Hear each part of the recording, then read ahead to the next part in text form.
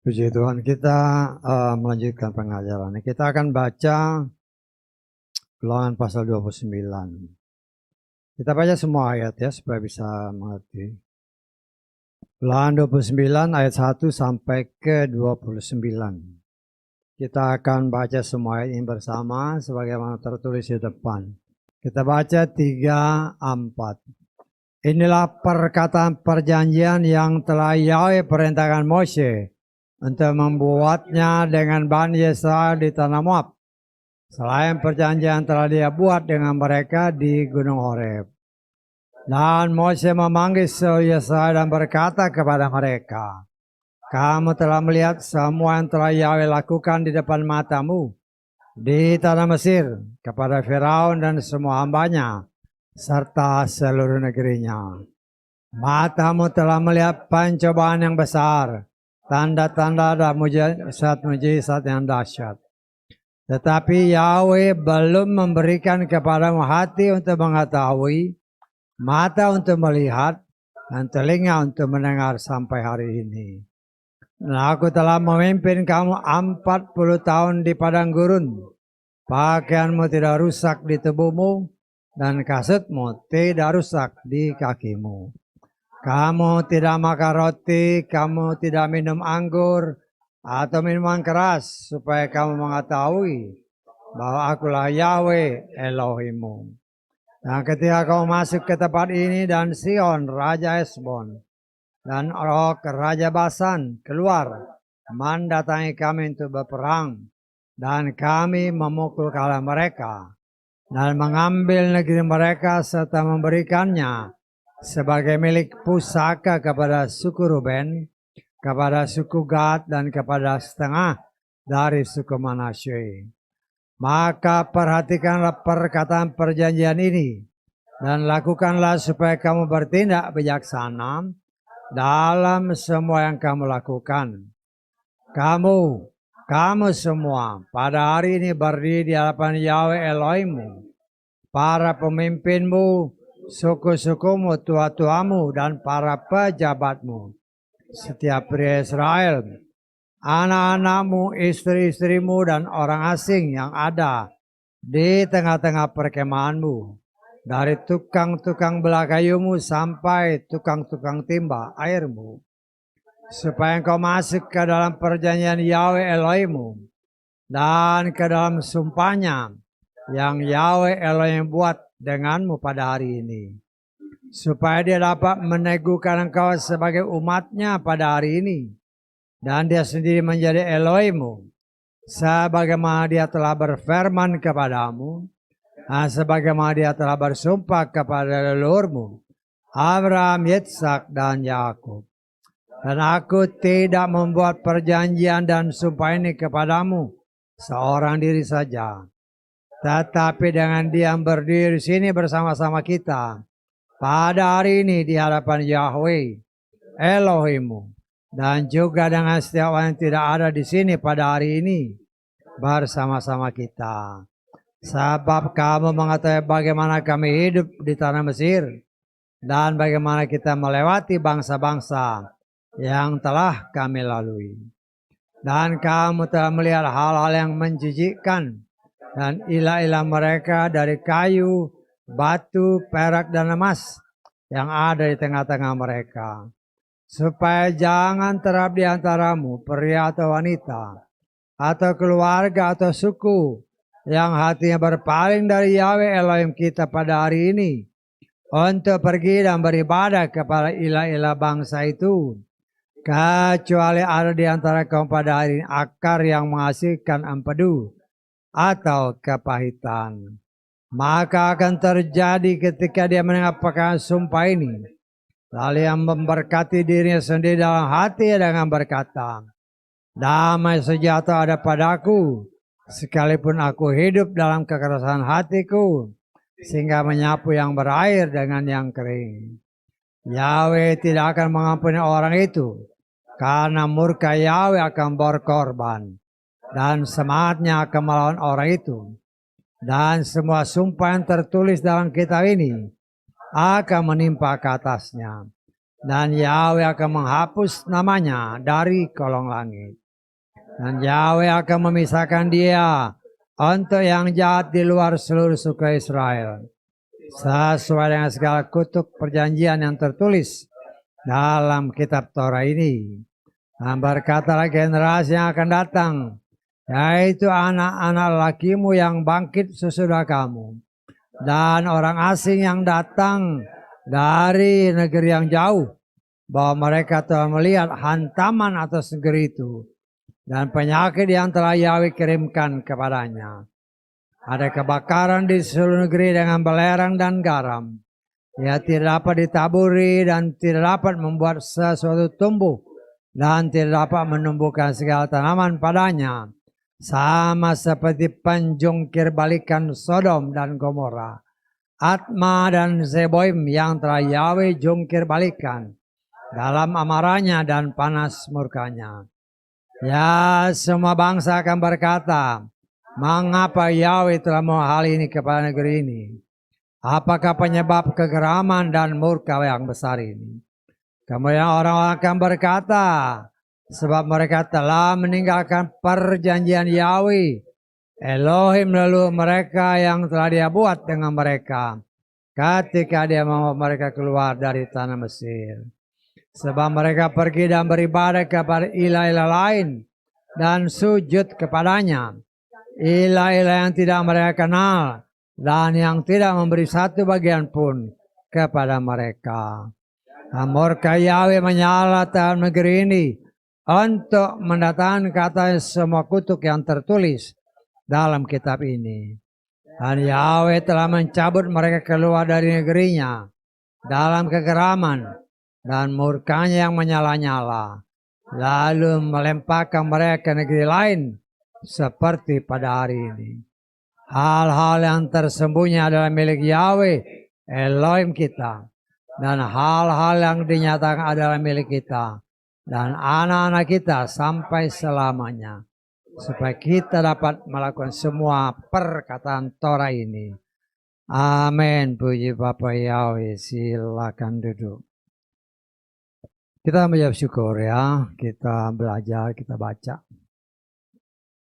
Panjang, tapi ya nggak masalah, panjang baca. Kalau kita mengimani Tuhan setia kepada firman-Nya. Ketika kita baca,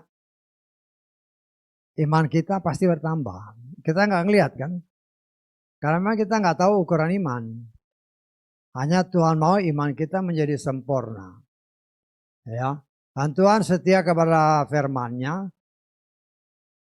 Firman itu yang kita dengar akan menambah iman. Jadi hanya Tuhan yang tahu.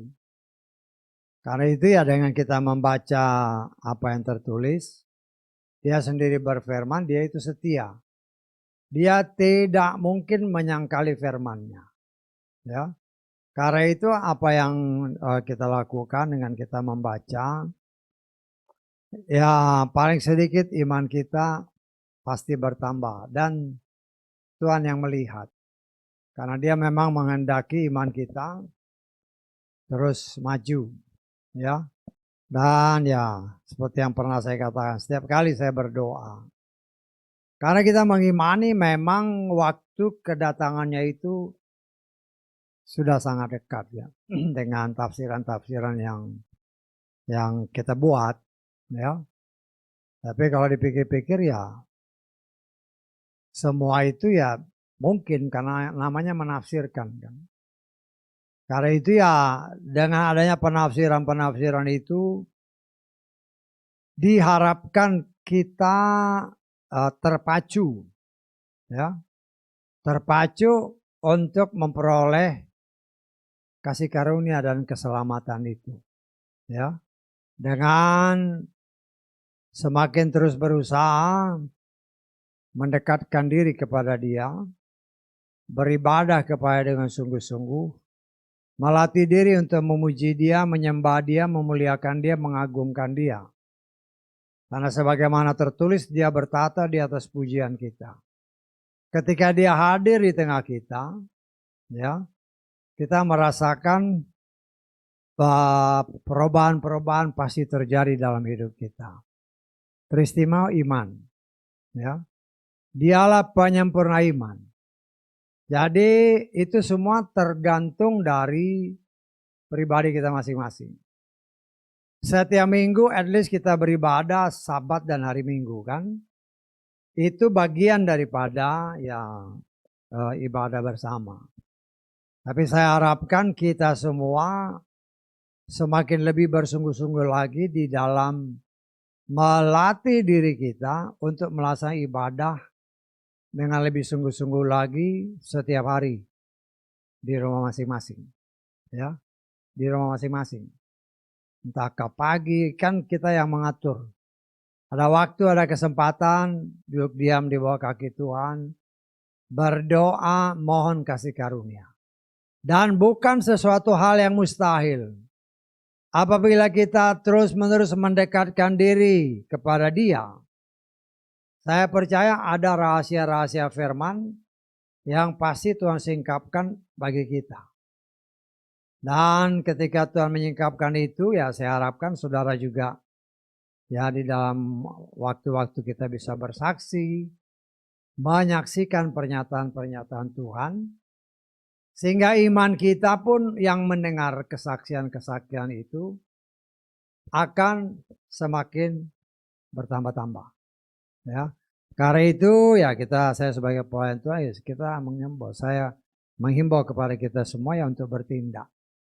Ya, ini udah tahun 2026 kan, udah mau memasuki bulan ke-7. Nggak terasa tahu-tahu 2027. Jadi waktu semakin hari semakin dekat. Anggaplah tafsiran itu sebagai suatu kebenaran untuk membuat kita semakin memacu diri untuk mempersiapkan diri. Ya. Karena jangan sampai terlambat. Saya percaya kita sebagai orang pilihan Tuhan, kita merindukan kalau Bapa Yahweh berkenan Dia memberikan umur panjang, ya. Sehingga pada saat sangkakala berbunyi ketika waktu-waktu yang kita tafsirkan itu, kita benar-benar memperoleh kasih karunia diraihkan oleh Tuhan. Jadi itu memang harus berusaha pribadi lepas pribadi sesuai kata Filipi kan. Dan kita Filipi pasal 2 dikatakan kerjakanlah keselamatanmu sendiri. Ya, coba kita lihat ke Filipi 2 ayat ke berapa tuh? Ayat ke-12 kita lihat ya. Itu ayat firman itu jadikan sebagai suatu dorongan untuk kita bertindak ya. Maka dari itu hai kekasihku, sebagaimana kamu telah senantiasa taat, bukan hanya seperti kehadiranku, tetapi sekarang lebih jauh lagi dalam ketidakhadiranku. Perhatikan ayat selanjutnya. Kerjakanlah keselamatanmu sendiri dengan takut dan gentar. Ya. Jadi kita harus berusaha ya untuk memperoleh kasih karunia anugerah ini. Ya kita tidak melihat sekarang upahnya apa, hanya kita percaya upahnya besar. Ya, kita akan ditempatkan hidup bersama dengan Dia sebagai upah. Ya, di dunia ini kita ya dapat dikatakan dengan berbagai macam pergumulan, permasalahan, tantangan, pencobaan, penderitaan. Ya, kenapa itu terjadi? Karena dosa. Karena itu Tuhan menjanjikan apabila kita hidup benar di hadapan hadirat-Nya, dan ketika waktunya genap, kita akan dipisahkan dari tengah ke dunia yang jahat ini. Ya, karena itu ya kita berusaha. Ya, karena ada tertulis kan, beribadahlah kepada Bapa Yahweh dengan hormat dan takut. Jadi setiap hari, setiap ada kesempatan, coba berdiam diri, memeditasi. Imanku ini kira-kira sudah di mana? Kan kita bisa koreksi diri kan. Koreksi diri artinya bukan menilai, oh saya udah begini. Bukan kita koreksi diri. Alam hidup ini apakah aku sudah hidup berjalan dalam firman? Ya. Artinya dengan kita mau mengoreksi diri, memacu diri kita untuk terus-menerus membiarkan Roh Kudus dan firman-Nya bekerja untuk membawa kita kepada kesempurnaan. Ya, karena itu saya himbau ya, mari kita, saudara berusaha, saya juga berusaha, karena itu urusan pribadi. Ya, urusan pribadi. Sehingga apa yang kita imani itu benar-benar kita peroleh. Bukan hanya katanya, tetapi aku mendapat bagian pada saat pengangkatan. Ya, karena itu saudaraku ya kita belajar ya. Torah adalah aturan, perintah dan ketetapan Tuhan. Ya, kadang-kadang saya sendiri berpikir, ya, ada banyak orang kan yang mengatakan seringkali ya memang harus diingatkan. Paling sedikit kita yang di sini dan kau yang di luar sana yang mendengar mengikuti ibadah bersama kami melalui streaming. Orang seringkali mengatakan Torah itu tidak berlaku. Bagaimana sih pikirannya itu kemana? Sedangkan Torah yang diberikan Tuhan kepada Moshe, Torah itu ada di sorga. Kata Ibrani, kan nanti saudara baca lagi Ibrani pasal 8, pasal 9, pasal 10. Ya, itu perlu dibaca Ibrani pasal 8, pasal 9, pasal 10. Sehingga kalau ada orang berkata bahwa Torah itu tidak berlaku, jawabannya ada di situ. Ya. Apa yang diberikan kepada Moshe itu dia copy dari sorga. Saya percaya Tuhan memberikan penglihatan kepada Moshe, kemudian dia buat seperti apa yang dia lihat itu sebagai bentuk yang bisa dipraktekkan di tengah bangsa Israel. Ya. Dan saya percaya aturan perintah ketetapan yang di sorga itu kekal sifatnya. Lah itulah yang dikopikan kepada Moshe dan yang kita terima. Walaupun harus kita akui yang seringkali juga diingatkan. Apa yang dahulu dikatakan Tuhan kepada Moshe dan yang kita miliki sekarang dengan dalam bentuk kitab suci. Itu kan sudah kurang lebih 3.500 tahun yang lalu. Melalui berbagai macam terjemahan, berbagai macam ya tafsiran-tafsiran. Sehingga memang ya kita tidak bisa mengatakan itu persis seperti yang aslinya. Ya. Pasti ada sedikit ya bukan penyelewengan tetapi penafsiran yang kurang tepat. Ya. Nah, penafsiran-penafsiran yang kurang tepat ini ya karena dia itu adalah firman sendiri. Dia itu memberikan kepada kita Roh Kudusnya. Roh Kudus ini yang akan mengingatkan kita. Ini terjemahannya kurang tepat. Harusnya kayak gini. Dengan caranya. Ya. Nah, saya mau ucap syukur kita bisa. Ya paling sedikit kita bisa mengerti lebih dalam. Bukan karena kita kuat, kita gagah. Tidak. Tapi karena Roh Kudus. Karena salah satu tugas Roh Kudus adalah mengajarkan kita bagaimana supaya kita mengerti firman. Roh Kudus mempunyai banyak karunia-karunia. Salah satu karunia yang diajarkan firman Tuhan, sebagaimana apa yang tertulis dalam kitab Efesus. Kita lihat Efesus 1 ayat ke berapa itu? 16-17. Ya. Jadi kita harus mengerti ya itu perlu soalnya ya. Aku tidak henti-henti mengucap syukur demi kamu seraya menyebut kamu di sepanjang doa-doaku. Perhatikan ayat 17. Supaya Elohim Tuhan kita Yeshua Mashiach Bapa kemuliaan dapat memberikan kepada kamu roh hikmat dan pewahyuan atau penyingkapan dalam pengenalan akan Dia. Kalau kita mau mengenal Tuhan, ya, maka salah satu karunia daripada Roh Kudus adalah memberikan hikmat dan pewahyuan. Ya, untuk kita bisa mengerti firman itu apa sih artinya? Apa artinya firman itu?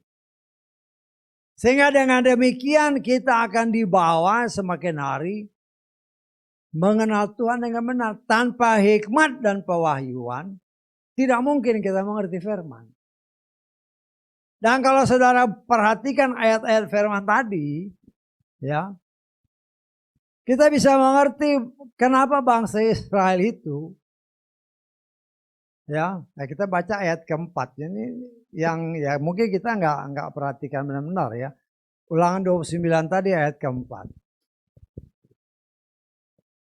Tetapi Yahweh belum memberikan kepadamu hati untuk mengetahui firman-Nya, ya, mata untuk melihat firman-Nya, telinga untuk mendengarnya sampai hari ini. Karena itu jangan heran, contoh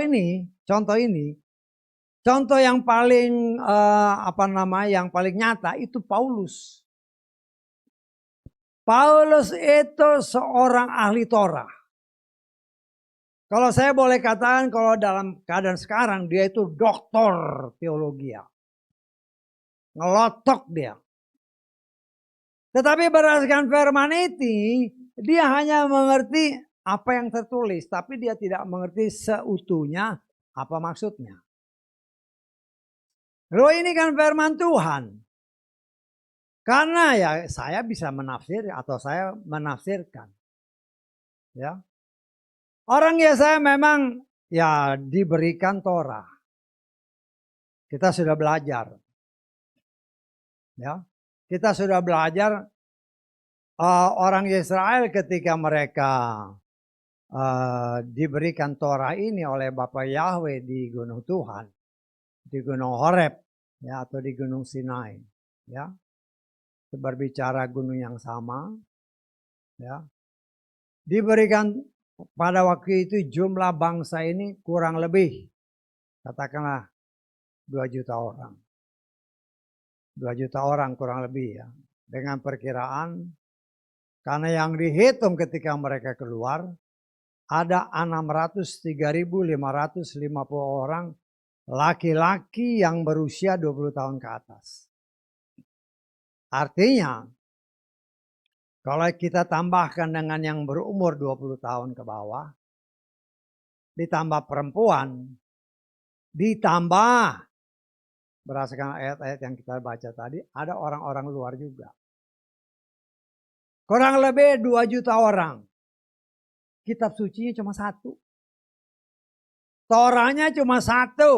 Ketika Tuhan menyatakan memberikan 2 loh batu, kemudian Tuhan jelaskan secara detail dari 10 perintah ini, ya. Kemudian si Moshe ketika didikte 40 hari 40 malam ngobrol sama Tuhan, dia tulis, ya.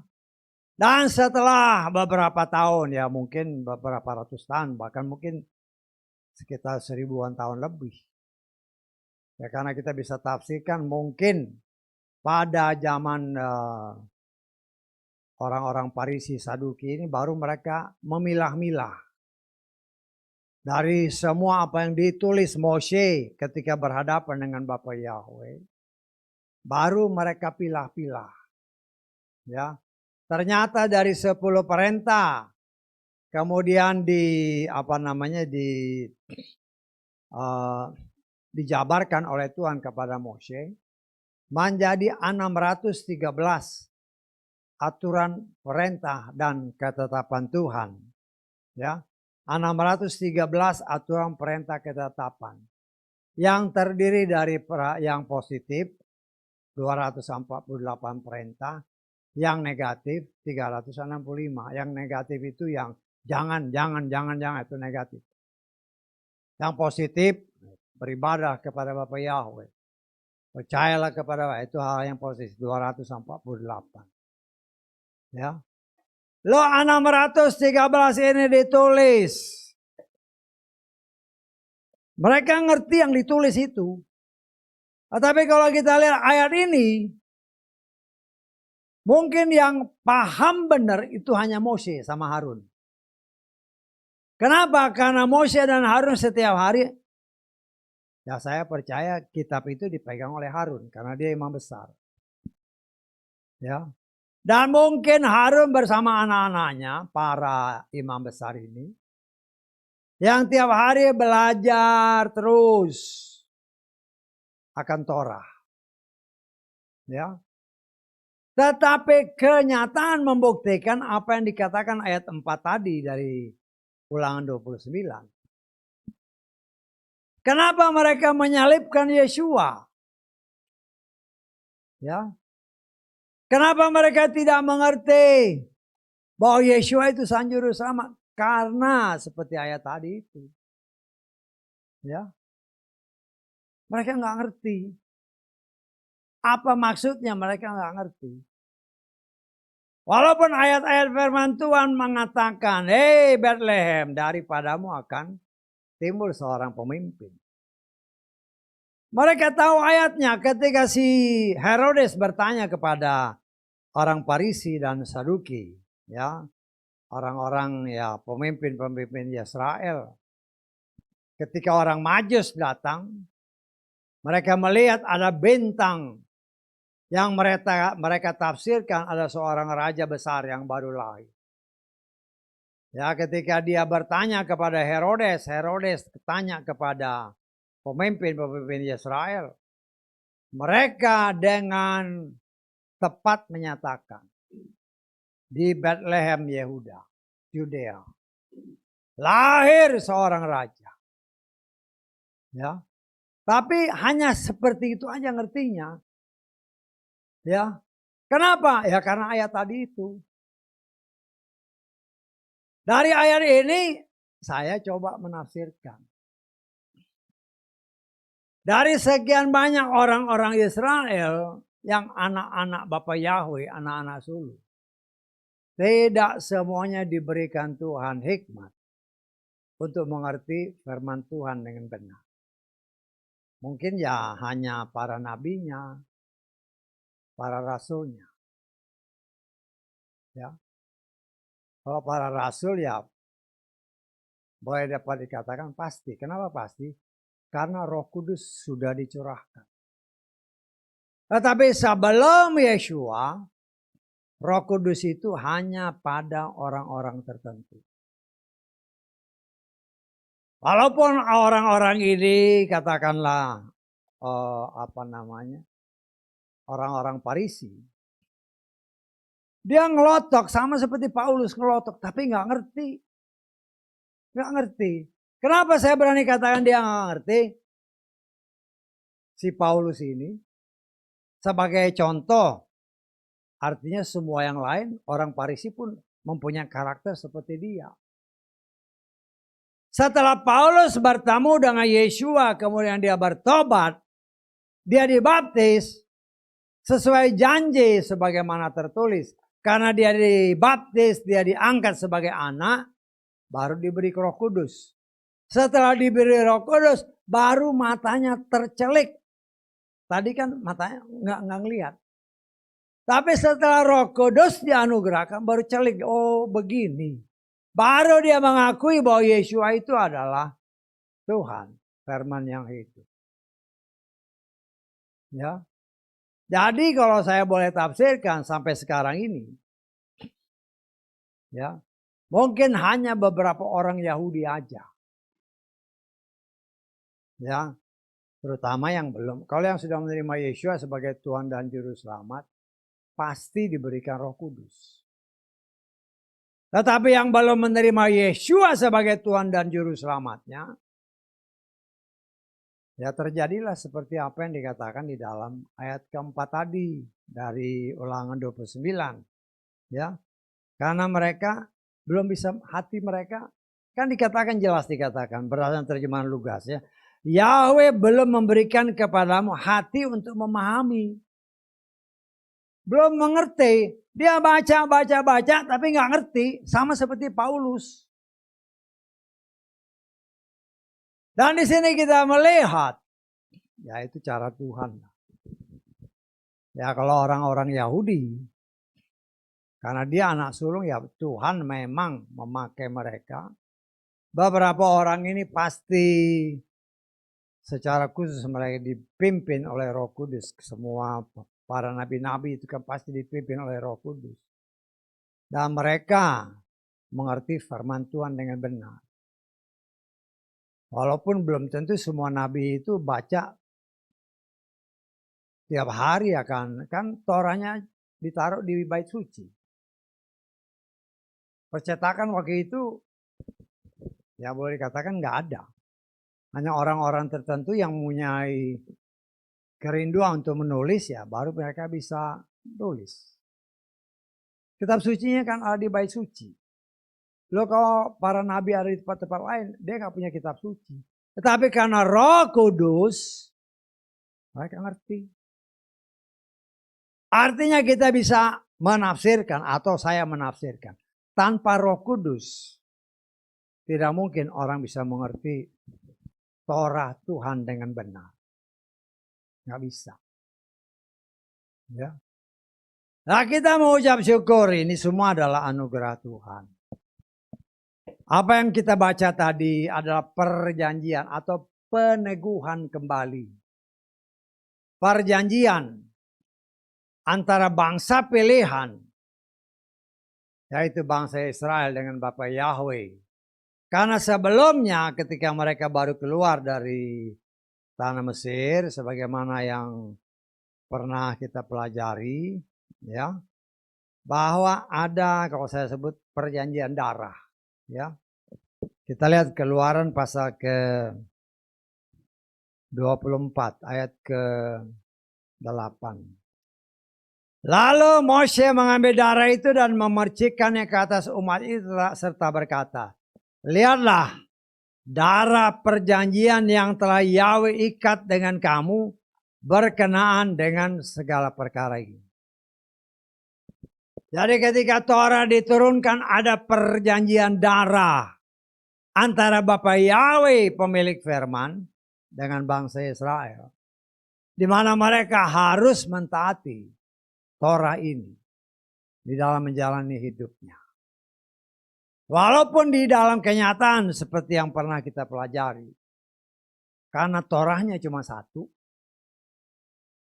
Ya, jangan heran apabila yang mengerti firman itu boleh dikatakan ya hanya para imam-imam. Karena itu sebagian besar daripada nabi-nabi itu adalah imam. Ya, itu adalah ya imam-imam besar. Karena imam besar itu pasti tiap hari dia baca, karena dia tinggal di bait suci kan. Tiap hari ya dia baca.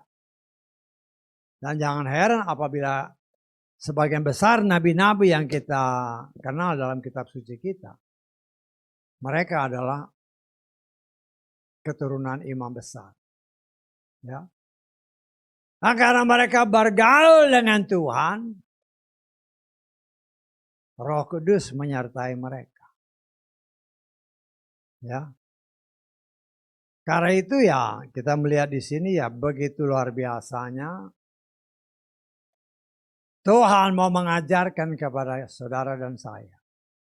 Walaupun mereka orang anak sulung, orang Yahudi. Tapi ayat-ayat tadi, firman Tuhan tadi mengingatkan kita. Ternyata karena belum ada Roh Kudus, mereka tidak bisa mengerti firman dengan benar. Contoh konkretnya si Paulus. Contoh konkretnya, ahli Torah, tetapi nggak ngerti. Tapi setelah dia dibaptis, terima Roh Kudus, baru celik matanya. Baru dia berjalan dengan pimpin Roh Kudus dan begitu banyak rahasia firman yang disingkapkan Tuhan melalui Paulus. Ya hanya sayangnya kan ya banyak orang-orang, oh kamu itu pengikut Yesua atau pengikut Paulus. Nah itulah orang yang karena kurang hikmat. Paulus itu aja ngikut memang rasulnya Yesua. Ya. Nah, tapi ya namanya penyesatan itu kan kadang terjadi karena lingkungan sendiri. Kenapa? Karena tidak mau belajar firman Tuhan dengan benar.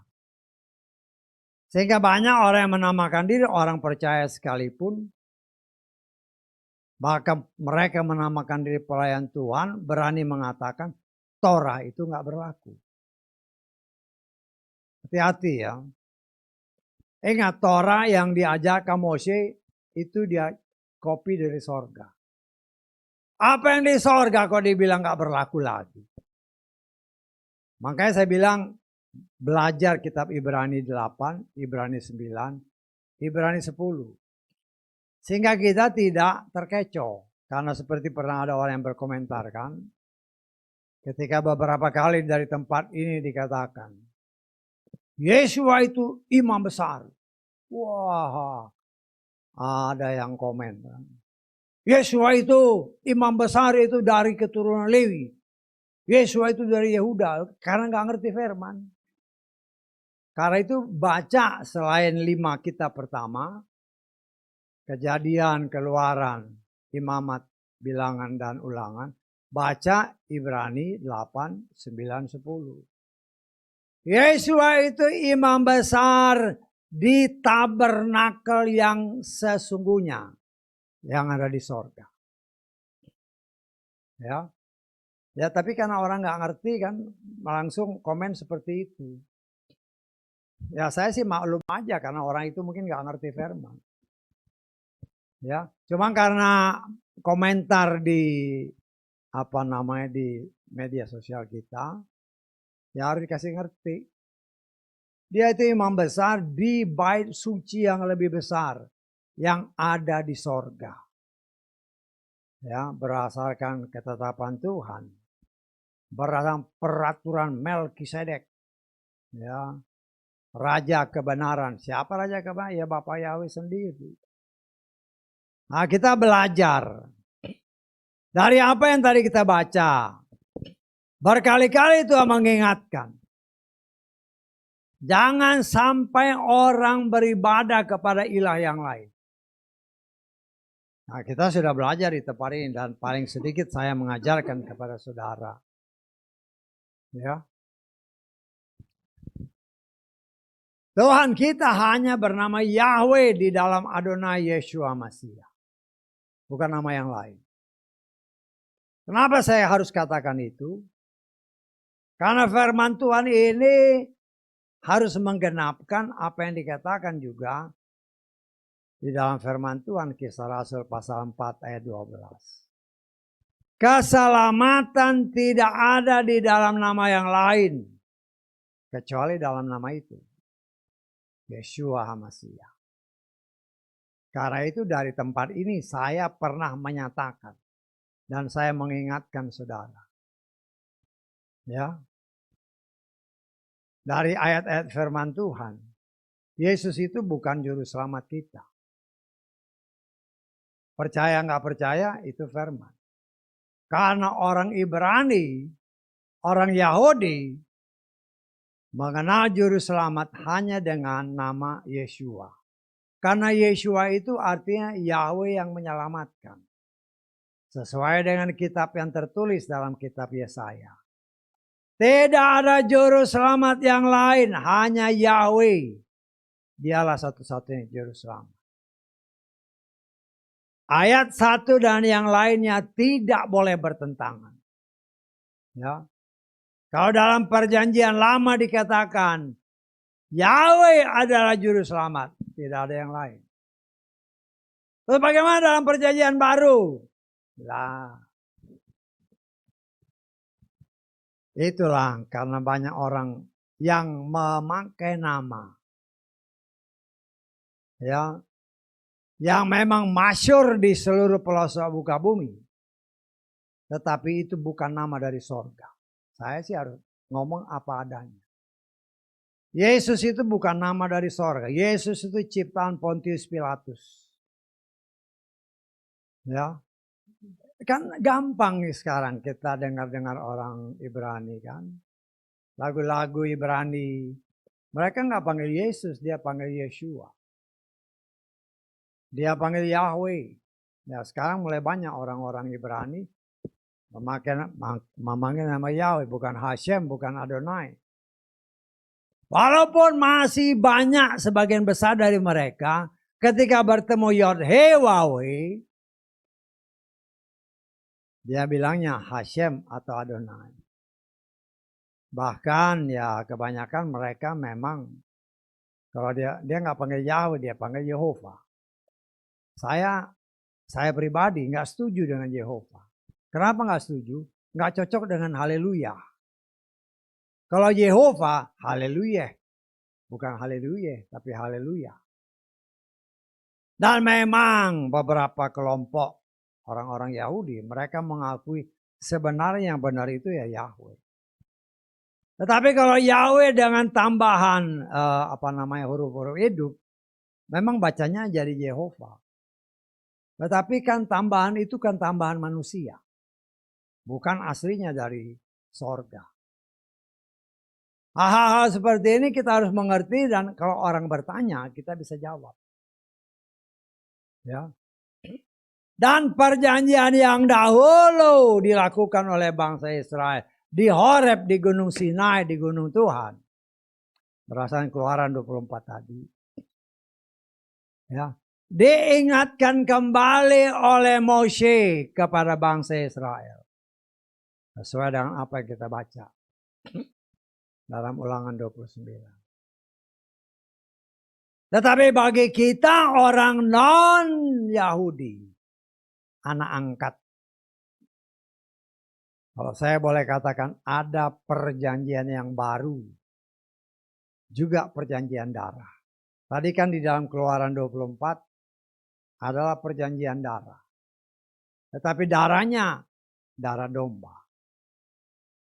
Tetapi kita, Yesus sendiri berkata, kita lihat ini kalau kita setiap bulan melaksanakan perjamuan kudus, ini pasti disingkapkan. Lukas pasal ke berapa? 22. Ayat ke-20. Sama seperti itu juga cawan itu sesudah makan dengan mengatakan, perhatikan ayat ini. Cawan ini adalah perjanjian baru di dalam darahku yang ditumpahkan ganti kamu.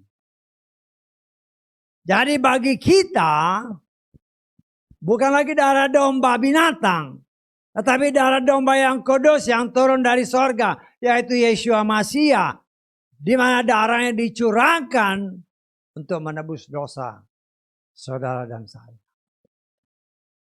Ya, sehingga ya kadang-kadang ya pernah saya dengar ada orang bertanya kan, kenapa kitab suci kita ini ada yang disebut perjanjian lama, ada yang disebut perjanjian baru. Ya, saya menafsirkan. Walaupun ada orang lain, masing-masing menafsirkan boleh aja. Perjanjian yang lama ya di Keluaran 24. Perjanjian baru ya ini. Jelas dikatakan perjanjian baru. Bukan lagi dengan darah binatang, darah domba, tetapi darah yang kudus. Yesus adalah anak domba yang telah mencurahkan darahnya untuk menebus dosa manusia yang percaya kepadanya. Kalau nggak percaya nggak bisa. Ya. Darah itu tercurah bagi semua manusia yang berdosa. Kalau mereka percaya. Kalau nggak percaya nggak bisa. Kenapa? Karena Tuhan mau semua orang selamat. Tetapi keselamatan itu akan terjadi apabila kita percaya kepada Yeshua. Yang telah mencurahkan darahnya untuk menyelamatkan manusia yang percaya kepadanya. Kalau nggak bisa. Ya. Nah itulah cara Tuhan untuk kita umatnya mengerti. Ya. Walaupun tadi dari ayat-ayat yang kita baca.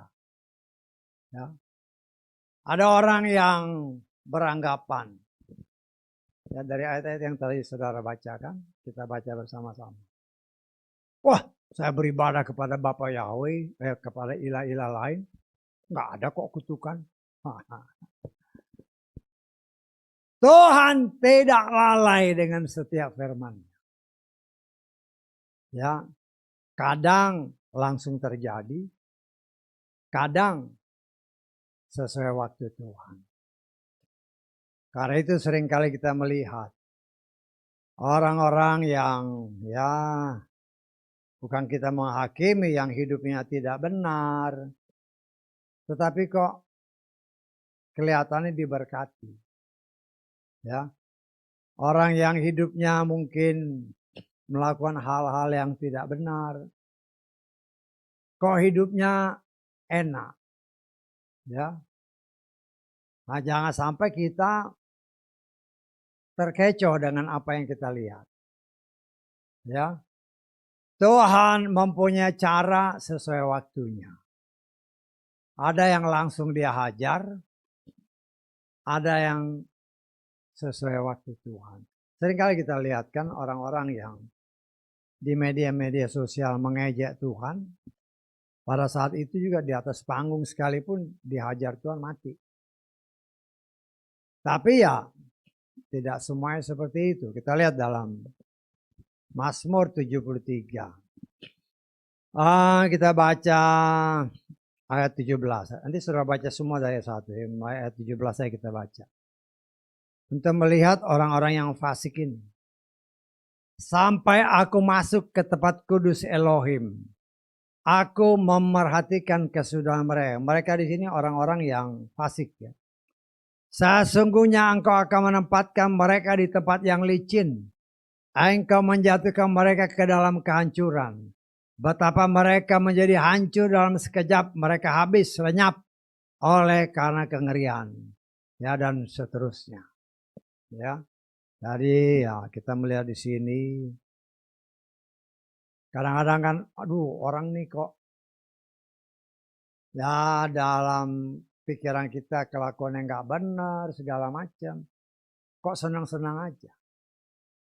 Ya, jangan sampai timbul ya pikiran yang macam-macam yang negatif seolah-olah kok enak. Ya. Segala sesuatu Tuhan itu setia kepada firman-Nya. Engkau tidak melawan firman Tuhan, engkau berontak dari firman, ada sebab, ada akibat. Tapi segala sesuatu ada waktunya. Ya. Kewajiban saudara dan saya adalah belajar saat melakukan firman Tuhan dengan benar. Ya. Nah saya mengucap syukur ya dengan apa yang kita baca tadi. Waktu yang sudah semakin mendekat. Tetapi banyak orang dalam masa, ya kalau saya boleh katakan masa penyaringan. Kan ya kita melihat kan perjalanan waktu. Ketika nama Yahweh mulai dimunculkan. Katakanlah di tengah bangsa ini. Ya, mulai terjadi ya banyak pergesekan. Tapi ya lama-lama kan nama Yahweh itu ya mulai diakui oleh banyak orang yang menamakan diri orang percaya. Kalau saudara perhatikan khotbah mereka yang menamakan diri pelayan-pelayan Tuhan. Yang dahulu getol memanggil nama ilah yang lain. Tuhannya orang lain. Sekarang boleh dikatakan mereka tidak memanggil namanya. Tetapi hanya memanggil jabatannya. Tuhan, Tuhan, Tuhan, Tuhan. Tetapi di sisi yang lain dengan berjalannya waktu. Ya, orang yang menamakan diri penyembah Yahweh pun mulai goyang. Ya, dengan berbagai macam masukan-masukan. Ya. Kalau nama Yahweh ya mungkin masih bisa orang mengerti, tetapi kalau nama Yesus, apalagi kalau dari tempat ini dikata Yesus itu bukan nama dari sorga. Kau yang di sini, kau yang di luar sana. Saya berani katakan. Kenapa saya berani katakan itu? Karena Yesus itu dalam bahasa Ibrani nggak ada artinya. Orang-orang Yahudi sekarang mereka menyatakan Yeshua itu artinya salvation, artinya keselamatan. Ya, apalagi kalau ditulis Yotsin Waw Ayin, Yahweh yang menyelamatkan, menggenapkan Yesaya berapa? 43 ayat ke-11 kita lihat. Ya, segala sesuatu ya kaitan-kaitan firman itu tidak berubah.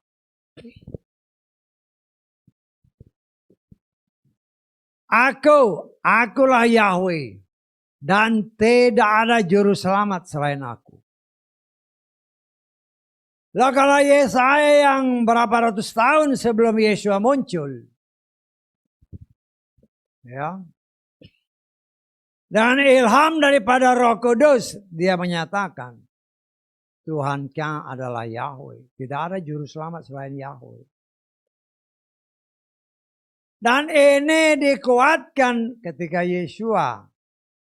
Nama itu diberikan oleh Bapa Yahweh kepada Maria dan suaminya si Yusuf. Beri dia nama Yeshua. Memang kalau dilafalkan Yeshua gitu, seolah-olah nama Yahweh nggak ada.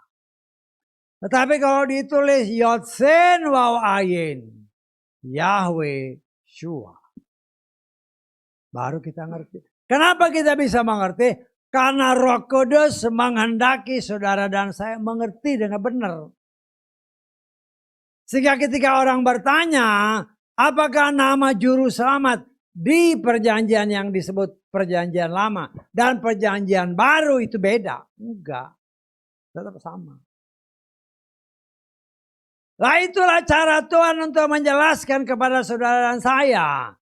Dan memang orang Yahudi sendiri, ya sesuai dengan ayat 4 tadi dari Ulangan 29. Mereka belum diberikan sebagian besar, belum diberikan hati untuk mengerti, mata untuk melihat, telinga untuk mendengar, masih buta. Kenapa? Karena mereka belum percaya seutuhnya Yeshua sebagai Tuhan dan Juru Selamat.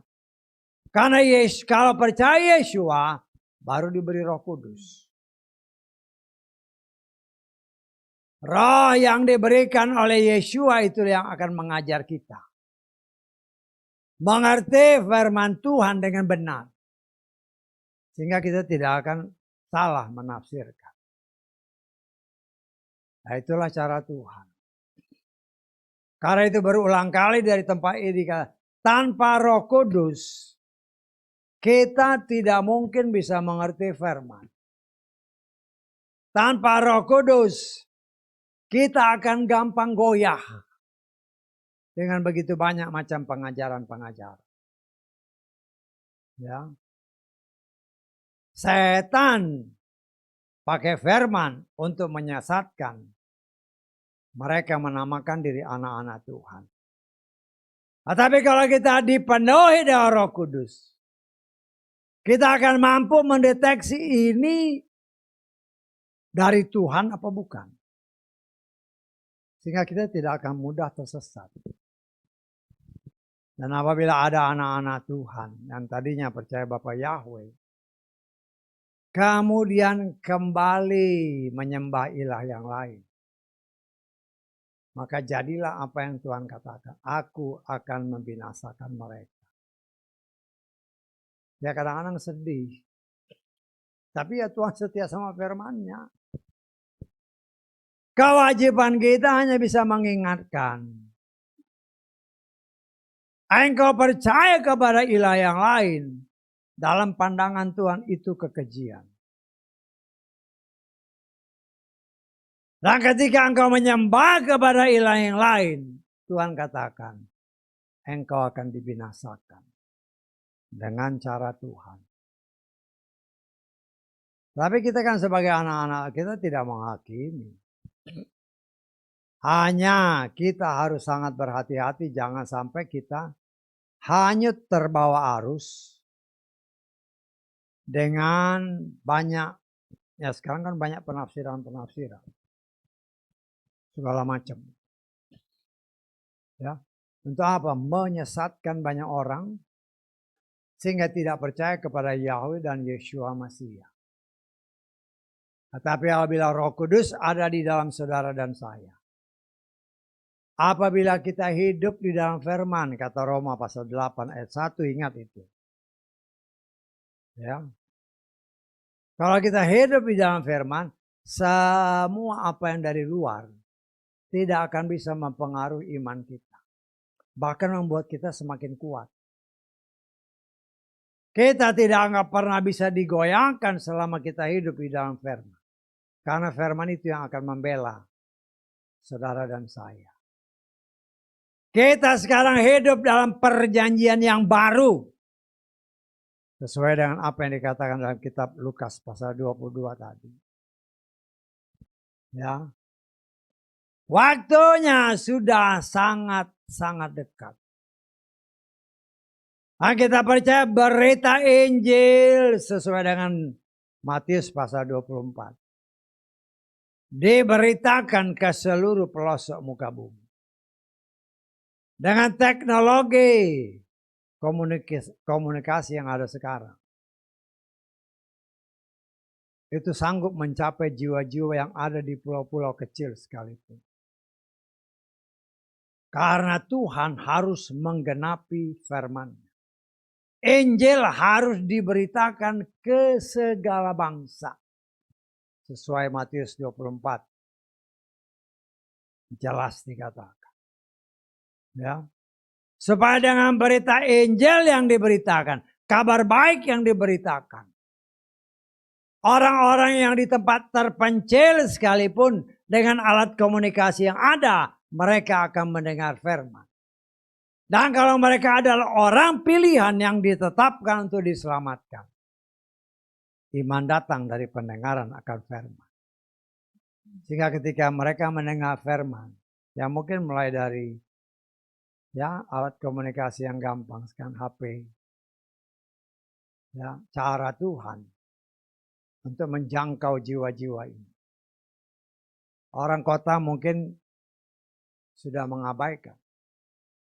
Tetapi orang yang jauh di pelosok-pelosok, di pulau-pulau kecil. Ketika mereka mendengar firman, orang-orang firman itu harus mencapai ke seluruh bangsa. Apa yang dikatakan itu harus digenapi. Ya. Sehingga bilangan umat pilihan Tuhan yang mendengar firman digenapi, pertobatan terjadi, bilangan umat pilihan Tuhan jumlahnya digenapi. Setelah jumlah bilangan umat pilihan Tuhan genap, kita lihat Roma pasal 11. Ayat ke-25. Sebab aku tidak ingin kamu tidak mengetahui rahasia. Rahasia ya. Saudara-saudara. Supaya kamu jangan menganggap bijaksana terhadap dirimu sendiri bahwa. Perhatikan ayat ini. Kekerasan hati dari sebagian Israel telah terjadi. Sampai apa? Pada penggenapan bangsa-bangsa lain tiba. Ini harus digenapi. Karena apa yang dinubuatkan oleh Yeshua dalam Matius 24 ayat ke-14. Coba kita lihat. Matius 24 ayat. Injil kerajaan ini akan diberitakan ke seluruh dunia sebagai kesaksian bagi apa? Semua bangsa. Ketika Injil diberitakan sampai bahkan di pulau-pulau yang terpencil sekalipun. Menggenapkan ini. Kemudian telinga anak-anak Tuhan mendengar apa yang dikatakan Roma tadi pasal 11 ayat 25. Penggenapan bangsa-bangsa lain di luar Israel. Ya, kemudian ayat 26 kita baca dari. Dan dengan demikian seluruh Israel akan selamat. Ya. Nah, ini yang harus kita juga apa namanya, hati-hati jangan suruh Yesaya selamat. Ya. Di Israel kan ada berapa sekarang? 10 juta atau seluruh dunia mungkin 20 juta. Seluruh Israel selamat. Saya Roma 8, Roma 9. Ayat ke-6. Namun demikian bukan berarti bahwa firman Elohim telah gagal. Sebab tidak semua yang berasal dari Yesaya itu Israel. Karena tidak semua anak adalah keturunan Abraham. Tetapi melalui Yitzhak akan disebut keturunan bagimu. Artinya hanya dari keturunan Yitzhak. Saya boleh katakan orang Israel asli dari darahnya si Yakub. Bukan Esau ya. Kan Ishak punya 2 anak. Yakub dan Esau. Tapi Maleaki bilang, aku mengasihi Yakub tapi membenci Esau. Nah, kalau saya boleh tafsirkan yang dimasukkan di sini pasti dari garis Yakub. Karena dari Yakub ini Israel yang asli, DNA yang asli. Kan di Israel sana kan macam-macam. Orang Israel, KTP-nya Israel, tetapi belum tentu keturunan dari Yakub. Bisa tangkap maksud saya? Lah, setelah genap bilangan di luar Israel, itulah yang ditafsirkan. Terjadilah Roh Kudus ini kembali kepada bangsa Israel. Ketika kembali, baru mereka celik matanya. Tadi kan mereka nggak melihat. Hati tidak diberikan hati untuk mengerti kan dalam ayat keempat tadi. Tetapi setelah Roh Kudus kembali, baru celik dia. Baru seluruh Israel yang keturunan mempunyai DNA si Yakub. Sesuai dengan Roma tadi 11. Seluruh Israel selamat. Ya. Kok begitu? Tuhan punya hak. Tuhan mempunyai hak penuh untuk mengatur. Dia pasti selamat. Ya. Walaupun sekarang ini ya boleh dikatakan banyak yang belum percaya Yeshua kan. Banyak yang ateis, banyak yang tidak percaya Tuhan. Ya. Bahkan mereka lebih percaya otaknya karena mereka kan rata-rata otaknya pintar semua karena anugerah Tuhan. Tetapi Tuhan punya cara untuk melakukan apa yang dikatakan ya, seperti apa yang seringkali coba kita lihat Ibrani pasal 8 ayat 10. Karena inilah perjanjian yang ingin aku buat dengan keluarga Israel. Keluarga Yakub ya, keluarga Yesaya berarti keluarga Yakub. Bukan bangsa Israel ya, artinya KTP Israel, bukan. Tetapi yang punya DNA Yesaya, yang punya DNA Yakub. Ya. Sesudah hari-hari itu, hari-hari apa? Sesudah genap bilangan umat di luar Israel. Ya. Untuk memberikan hukum-hukumku ke dalam akal budi bangsa Israel. Kepada keturunan Yakub dia tanam, ya, dia taruh di akal budinya, dia tulis di hati mereka. Lo kalau Tuhan tanam, dia pasti percaya. Walaupun sekarang ini mereka masih mungkin hanya percaya kepada kekayaannya, kepada otaknya. Lo kalau Tuhan yang balik, ya langsung berubah. Dia punya kuasa untuk merubah. Untuk menggenapkan apa yang difirmankan. Karena berubah, genaplah yang Roma 11 tadi. Semua Israel selamat. Kenapa selamat? Karena mereka hidup sebagai pelaku firman. Mereka hidup di dalam firman, kata Roma. Pasal 8 ayat 1. Kalau hidup dalam firman ya pasti selamat. Tuhan punya kuasa untuk melakukan itu. Lah sekarang bagian kita yang harus berpikir, kita ini hanya ditempel. Tetapi Tuhan punya rencana untuk menyelamatkan juga orang yang ada di luar bangsa Israel, yaitu saudara dan saya. Dan itu hanya akan terjadi apabila, ya sama seperti ini. Apabila Torahnya ada dalam hati kita. Apabila kita hidup dan berjalan di dalam Torahnya, dalam firman-Nya. Sehingga apa yang dikatakan Roma 8 ayat 1. Apabila engkau hidup di dalam firman, tidak ada penghukuman. Karena itu kita sedang dilatih dan melatih diri untuk bisa hidup sebagai pelaku firman yang taat dan setia. Nah, kita kan masing-masing punya kemampuan yang berbeda. Tetapi apabila kita ngomong, ya karena itu beri waktu. Ketika kau sendirian dengan Tuhan, ngomong sama Bapa, Tuhan aku mau selamat. Pernah nggak ngomong gitu? Saya ngomong, Bapak Yahweh aku mau selamat. Tolonglah, aku ini punya kelemahan, banyak sekali kelemahan. Tapi kalau engkau tolong aku, atas kemurahan-Mu, engkau memampukanku hidup di dalam firman, sehingga ketika pengangkatan aku diangkat. Karena itu saya menghimbau saudara, berkomunikasilah secara pribadi dengan Tuhan kita. Lakukan itu, jadi ya jangan pikir macam-macam. Aduh saya masih begini. Tidak ada yang benar, seorang pun tidak, kata kitab Roma. Tetapi kita pun dibenarkan, kata Roma 5 ayat 1. Artinya dibuat jadi benar. Setelah dibuat jadi benar, nah kita harus bertindak. Supaya kita disempurnakan dengan cara Tuhan. Dan penyempurnaan terjadi apabila ada kerjasama antara kita dengan firman. Ya. Tuhan tidak mau paksa. Nggak mau. Kenapa dia nggak mau paksa?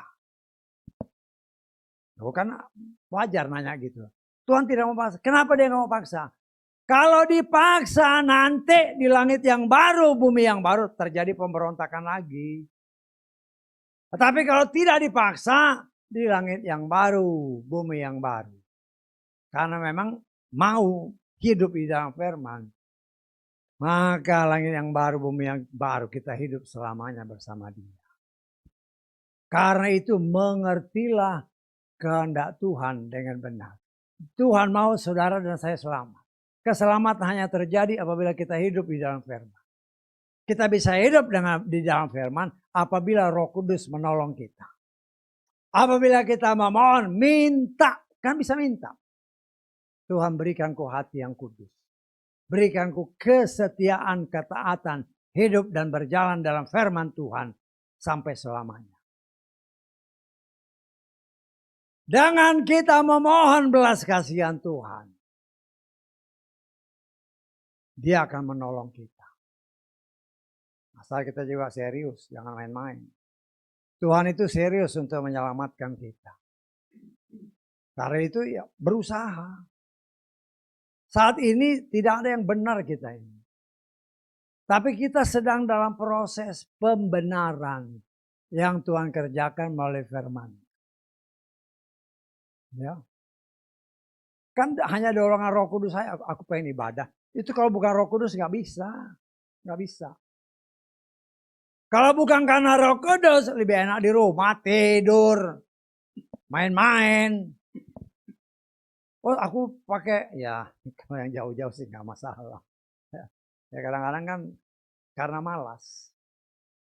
Karena malas, kan nggak apa-apa pakai streaming. Ini kan gunanya streaming. Lu kalau engkau ibadah yang sungguh-sungguh sih nggak jadi masalah. Saya sih ngomong apa adanya. Supaya ikut streaming pun kalau ibadah, kalau muji Tuhan, bukan muji kita. Muji Tuhan, karena Dia yang harus kita sembah. Bapa Yahweh dalam Adonai Yeshua Mesiah. Ya, kita datang kemari itu kan satu penyangkalan diri. Kita memberikan waktu, kita memberikan hati, kita memberikan tenaga, bahkan kita mungkin harus keluar ongkos. Itu pengorbanan. Tetapi berharga di mata Tuhan. Siapa yang melakukan itu untuk kemuliaan Tuhan dan Tuhan sanggup membalasnya. Karena itu saudaraku yang dikasih oleh Bapa Yahweh. Apabila Mose dan seperintah Tuhan menguatkan kembali perjanjian yang pernah diucapkan antara bangsa Israel dengan Tuhan di Gunung Horeb 40 tahun sebelumnya, dikuatkan kembali. Demikian juga setiap saat kita dikuatkan kembali. Perjanjian-perjanjian, ingat, engkau dan saya sudah ditebus. Bagaimana respon kita? Jangan menyia-nyiakan pengorbanan Tuhan yang telah 2000 tahun yang lalu berkorban untuk menyelamatkan saudara dan saya.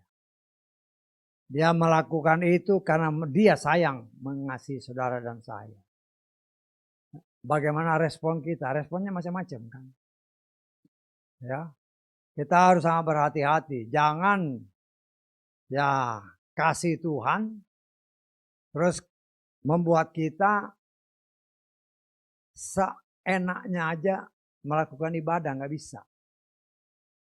Ya, yang penting kau ibadah, lu ibadahlah dengan hormat dan takut.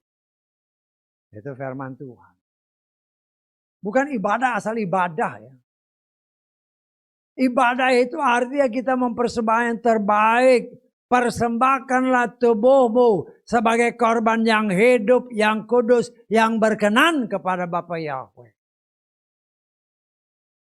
Menjadi dupa yang harum ketika dibakar oleh api firman Tuhan. Bau yang menyenangkan untuk kemuliaan nama. Dia mau saudara dan saya selamat. Karena itu dalam waktu yang masih Tuhan berikan bagi saudara dan saya, mari kita sama-sama berjuang. Ya, perjanjian demi perjanjian diingatkan kepada saudara dan saya. Bukan hanya asal ingat, tapi kita koreksi diri. Cobalah beri waktu, katakanlah malam, ketika kau sendirian, berdiam diri di kaki Tuhan. Koreksi, mungkin nggak ngomong, mungkin nggak berdoa, tapi berdiam diri, koreksi, bertanya sama Roh Kudus. Tuhan, di mana sih posisiku sekarang? Posisi imanku ini. Saya percaya, pernah saya katakan kan. Tuhan itu mempunyai standar iman, hanya masalahnya kita nggak ngerti. Standar iman yang sekian, ini boleh diangkat. Ya boleh kan kita nafsir-nafsir. Hanya masalahnya kita nggak ngerti nih standarnya di mana. Tetapi apabila kita bergaul dengan Tuhan, sama seperti Abraham bergaul dengan Tuhan, sama seperti Nuh berjalan bersama Tuhan, maka semua rahasia dibuka. Karena Nuh berjalan dengan Bapa Yahweh, bergaul dengan Bapa Yahweh. Ketika dunia mau dibinasakan dengan air bah, Bapa Yahweh beritahu kepada Nuh, buat bahtera. Dia tidak ngomong kepada istrinya, anak-anaknya. Dia berbicara kepada Nuh. Karena ada tertulis, Nuh orang yang saleh, yang berjalan di dalam jalannya Tuhan. Dan itu gambaran yang ribuan tahun yang lalu. Saat ini dengan tanda-tanda yang diberikan, yang kemudian kita coba tafsirkan, waktunya sudah sangat dekat. Ya, Tuhan sudah berikan tanda-tandanya. Siap-siap. Ya, siap-siap supaya kita ketika rencana penghancuran dunia ini, ya, peperangan dengan segala macam. Ketika itu terjadi, kita pun diraibkan oleh Tuhan. Sehingga kita tidak mengalami kesukaran itu. Ya. Dan itu semua tanda-tandanya sudah semakin nyata dan jelas. Tetapi dengan semakin nyata dan jelas, seberapa siap kita menghadapi semua itu. Tuhan mau saudara dan saya selamat. Karena itu mari kita sama-sama berjuang, berdoa, memuji Tuhan, tanya Tuhan. Kalau perlu tanya Tuhan, Tuhan kapan sih? Kapan waktunya? Oh nggak masalah kan? Boleh kan nanya. Tuhan nggak larang kita tanya. Tuhan kapan sih pengangkatan? Boleh, tapi hak Tuhan juga kapan? Apakah diberitahu apa enggak? Kenapa? Karena tanda-tandanya sih dia sudah kasih tahu. Ini ya tanda-tandanya. Nah, bagaimana kita mendeteksinya? Setelah kita mendeteksi, bagaimana persiapan kita? Persiapan kita menentukan apakah kita selamat atau tidak.